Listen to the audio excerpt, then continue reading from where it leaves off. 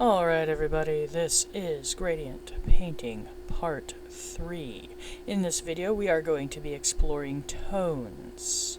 That is, adding gray to a pure hue, to change not only how bright it is, but also its temperature, making it cooler. As always, I will start out with the pure hue, and please pardon the handwriting. I am writing upside down and backwards in every one of these videos. The first line is going to actually be done with light gray. It is actually folk art, dove gray. Now, I don't make any money from mentioning the products in any of my videos. I am not affiliated with any business in which I make money by stumping their products. I just enjoy using it. The hue we are going to be adjusting today with the different tones is folk art, aqua. If you want to get these two colors, you can get them by using their number 2954 for the dove gray and 2921 for the aqua. And the black is also folk arts. And if you want the pure black, that's going to be 4656. It's a little bit of a blue black versus a warmer brown black. Just to warn you. Now I'm only going to do a few squares for each shade of gray.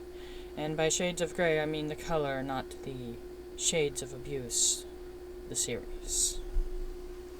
First line is the dove gray. And I start off with 1 drop, 2 drops, and then I ended up with a blip. And so I ended up with 4 drops. That's alright. This is very imprecise, and these are all guesstimates. I just like to try and be as clear as possible as I'm adding when I'm dealing with colors or grays that I am not mixing into what I am mixing. With the other shades of gray, it's definitely going to be very, very much a case of let's eyeball it.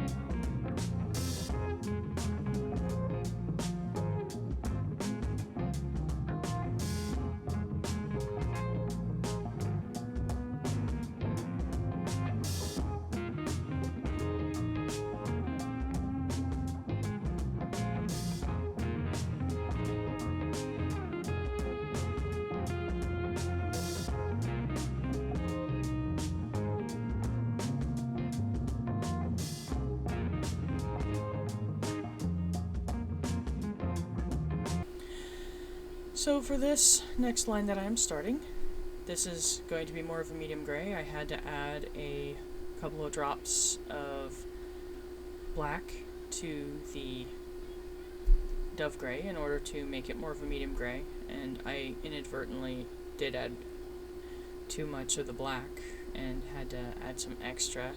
That was an oops. This, again, is very imprecise, so it takes time to get used to eyeballing the colors, so that way when you go to paint in a gradiented style,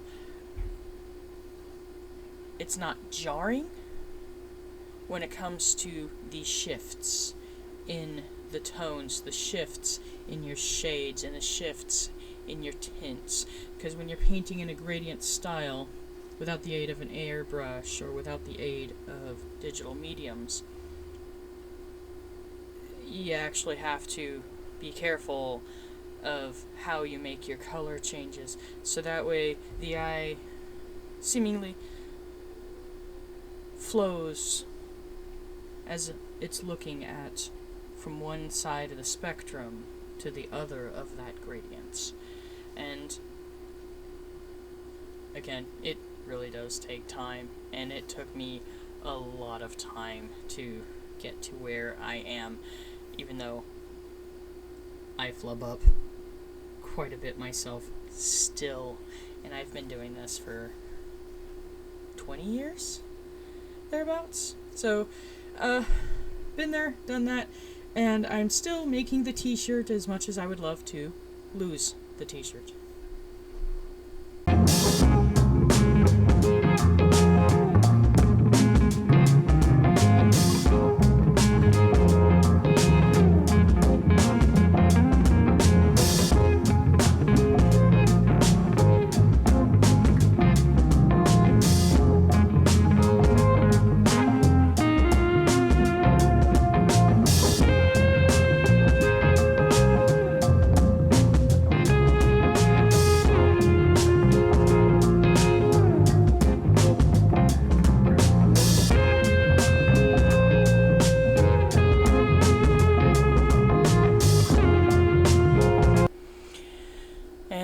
As always, I am starting off the line with a bit of the pure hue, and as for that dark gray, I added quite a bit more black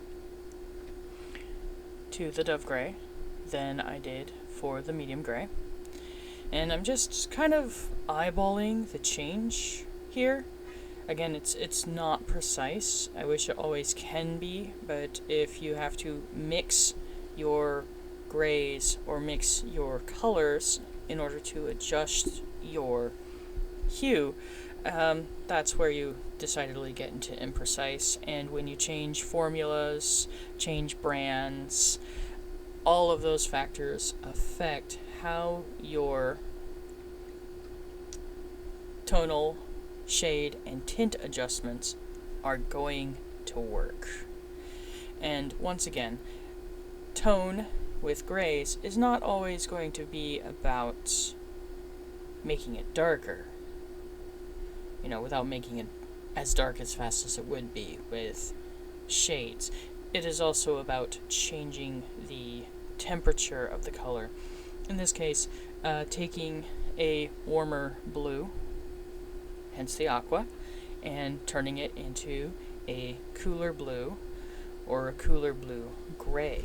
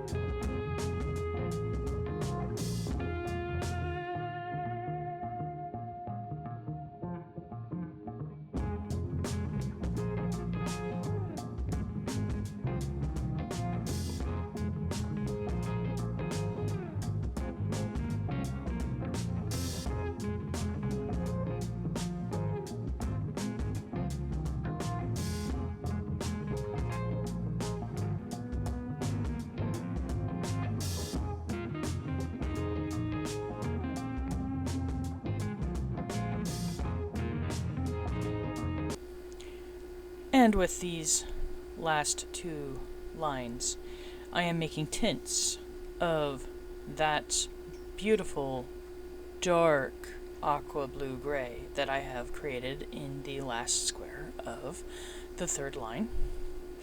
And partly to utilize the room that I have on the paper, and partly to show the true temperature change to the aqua that has happened with me adding the different grays to it. Now, making tones is not necessarily about making it dark without making it dark as fast as it would be if you were to, make shades utilizing black. It's also about changing the temperature of the color, taking it from warm to cool, or sometimes cool to warm, depending on the type of gray you are utilizing. In this case, these grays are a cool gray. So as I'm making the tint, you are seeing that these blue grays are fairly cool in temperature. Calming and whatnot. Now, in the next video, I'm going to go back to tints, and I am going to utilize the same aqua, the 2921 aqua, with the white, and make a gradient with it. So that way, you can see what the color changes look like. Not really color changes. You're going to see those anyways. But the true thing I wish to show and share are going to be that temperature change. So we're going to compare and contrast that temperature change utilizing these gradients that I have made here and the ones that I will make in the next video. Just to show that tones are more about temperature change than they are color change.